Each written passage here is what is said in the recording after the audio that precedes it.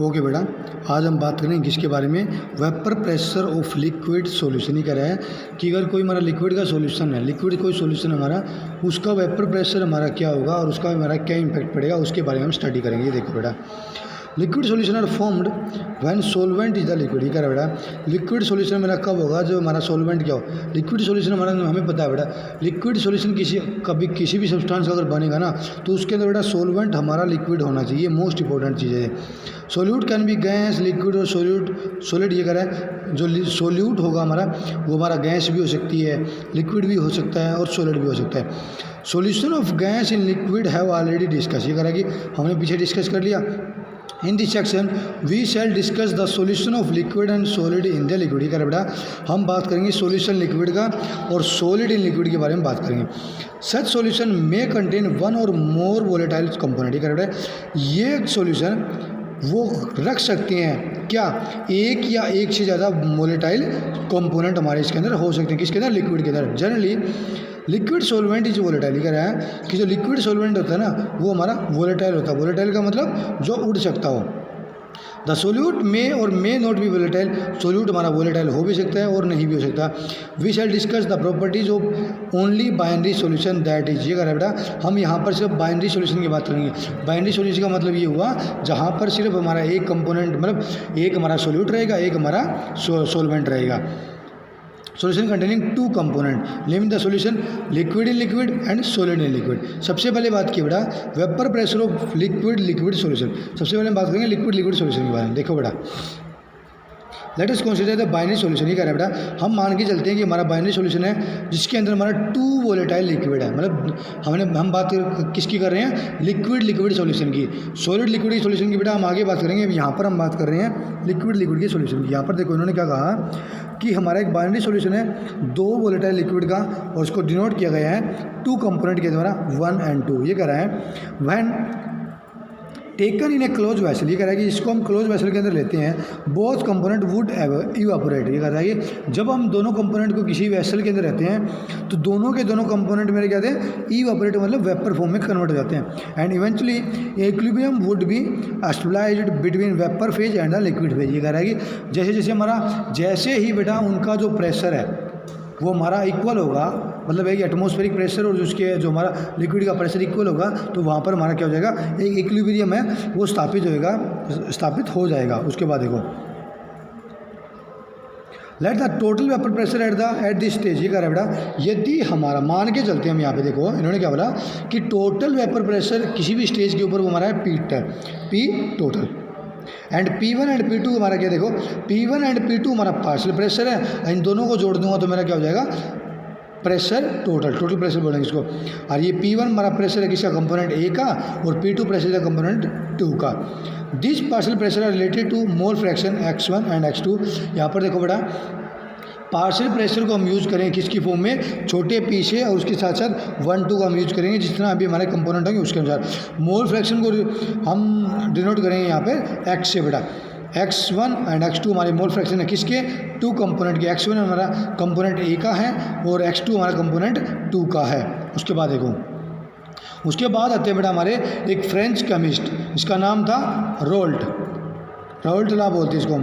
कह रहे कि Francois Marie Raoult gave the quantitative relationship between the relationship is known as. ये कहता है जो रिलेशनशिप इन्होंने दी थी उसको बोलते हैं हम Raoult La, which state that. ये कह रहा है कि जो रोल्ट ला के बारे में बात करें, रोल्ट ला क्या होता है, रोल्ट ला की बेटा डेफिनेशन ये देखो, that for a solution of volatile liquid. ये कह रहा है बेटा, कोई भी सोल्यूशन हमारा किसका, वोलेटाइल लिक्विड का, तो इसके अंदर क्या बोला कि जो partial pressure of each component, जो पार्शियल प्रेशर होगा ना जितने भी कंपोनेंट हमारे सोल्यूशन के अंदर, वो हमारा किसके प्रोपोर्शनल होगा, डायरेक्टली प्रोपोर्शनल होगा mole fraction present in the solution. ये कह रहा है बेटा कि जितना हमारा जो इवापोरेट होगा हमारा जो लिक्विड है वो हमारा किसके डायरेक्टली प्रोपोर्शनल होगा, जितना ज़्यादा हमारा उसका मोल फ्रैक्शन होगा। इसका मतलब ये हुआ, अगर पार्शियल प्रेशर हमारा ज़्यादा है तो इसका मतलब ये हुआ कि उसके अंदर मोल फ्रैक्शन ज़्यादा है। अगर मोल फ्रैक्शन अगर हमारा ज़्यादा है तो इसका मतलब ये हुआ कि उसका पार्शियल प्रेशर हमारा क्या होगा, ज़्यादा होगा।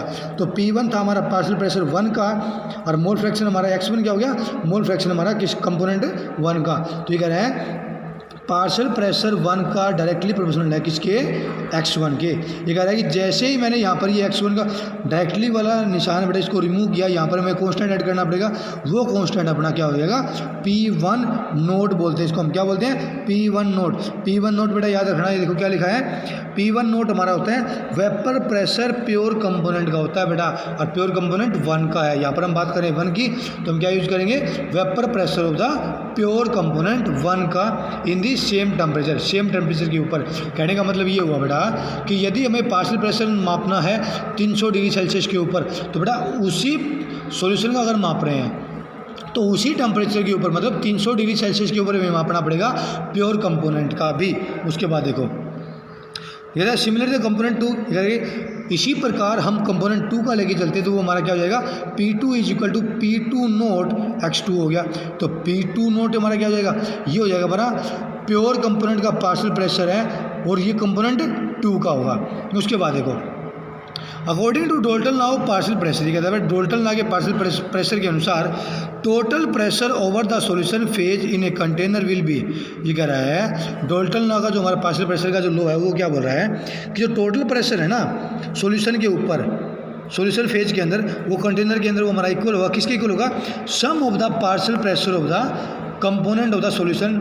ये कह रहा है कि जो टोटल प्रेशर होगा हमारा क्या होगा, जब हम पार्शियल प्रेशर जितने भी हमारे कंपोनेंट प्रेजेंट है अगर हम उनका पार्शियल प्रेशर ऐड कर देंगे, जोड़ देंगे, तो वो हमारा हो जाएगा टोटल पार्शियल प्रेशर हो जाएगा। अब यहाँ पर हम लेके चल रहे थे 2 कंपोनेंट, तो दोनों कंपोनेंट को अगर हम जोड़ देते हैं तो हमारा क्या हो जाएगा, P टोटल हो जाएगा अपना ये।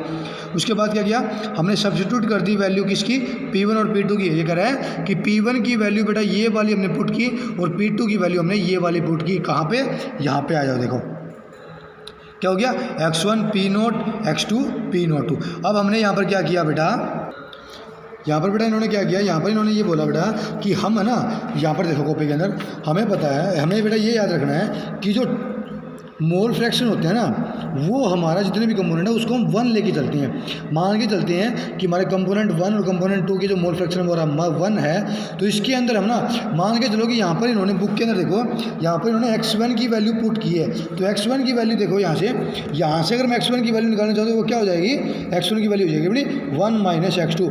ये बेटा ध्यान रखना है कि हमें बेटा टोटल जो मोल फ्रैक्शन होता है ना अपना, वो हमारा 1 के बराबर हम लेके चलते हैं। ये हम चाहे आप पढ़ लो, चाहे हायर क्लासेस के अंदर पढ़ लो, इसको हमें बड़ा एक ऑब्जर्वेशन के रूप में लेके चलते हैं। इसको आप थोड़ा रिमेंबर करना पड़ेगा।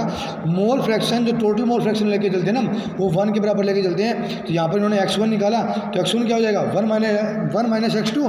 तो यहाँ पर इन्होंने ये यूज़ किया है, देखो यहाँ पर इन्होंने क्या बोला कि 1 माइनस x2 हो गया अपना, और P1 नोट था ही अपना, P2 यहाँ पर ये x2 हमारा सेम तो रहेगा। अब इन्होंने क्या किया कि x2 दोनों के अंदर देखो बेटा कॉमन है, x2 यहाँ पर भी है, यहाँ पर भी है। तो हमने क्या किया, x2 यहाँ पर कॉमन ले लिया, तो यहाँ पर क्या बच जाएगा अपना P2 note minus P1 note, और ये अपना है वो अलग हमारा बाहर रह जाएगा। आई होप कि बेटा ये क्लियर हुआ होगा। उसके बाद देखो बेटा इन्होंने क्या बोला, ओके बेटा ये अगले वाले हैं, मतलब जो अगला जो कॉन्सेप्ट है, जो कंक्लूजन है, वो हम नेक्स्ट वीडियो में स्टडी करेंगे। थैंक यू बेटा।